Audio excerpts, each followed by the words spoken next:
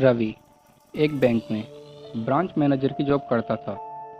एक दिन ऑफिस में ज़्यादा काम होने की वजह से वो घर जाने के लिए लेट हो गया। सर्दी का मौसम होने के कारण रात भी जल्दी हो गई थी। ठंड भी बहुत हो चुकी थी। सुनसान रास्ते में रवि अकेला था।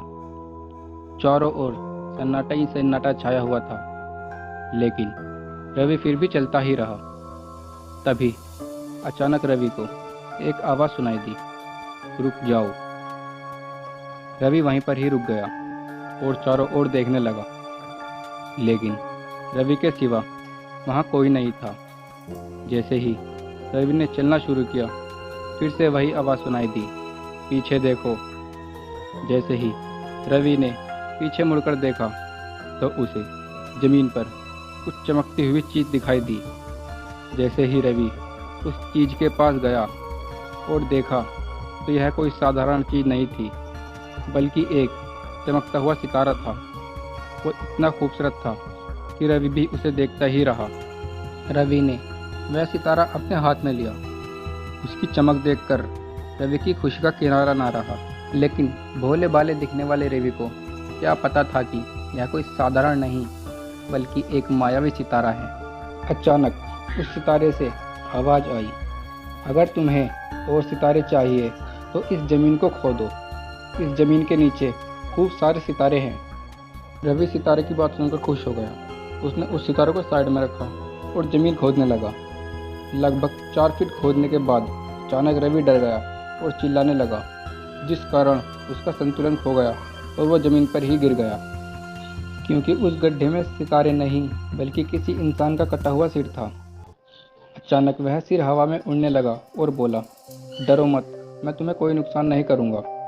मैं तुम्हें खूब सारे सितारे दूंगा, बस मेरी बात ध्यान से सुनो और मेरे पीछे पीछे चलो। वो सिर हवा में उड़ा और जंगल की तरफ बढ़ने लगा। लगभग 400 मीटर चलने के बाद वो सिर वहीं रुक गया। रवि भी वहीं रुक गया। फिर उस सिर ने रवि से कहा, इस ज़मीन के अंदर खूब सारे सितारे हैं, इस ज़मीन को खोदना शुरू करो। रवि खुश हो गया और उस ज़मीन को खोदना शुरू कर दिया। काफ़ी देर खोदने के बाद रवि को सितारे तो नहीं बल्कि उस कटे सिर की बॉडी मिली। उस सिर ने कहा, अब तुम्हें एक आखिरी काम करना है, उसके बाद मैं तुम्हें सितारों से मालामाल कर दूंगा। बेचारा रवि फिर उसके जाल में फंस गया और बोला, क्या है तुम्हारा आखिरी काम? सिर बोला, तुम्हें कहीं से भी 2 लीटर खून लाना है। रवि घबरा गया और बोला, 2 लीटर खून? पर मैं 2 लीटर खून कहाँ से लाऊंगा?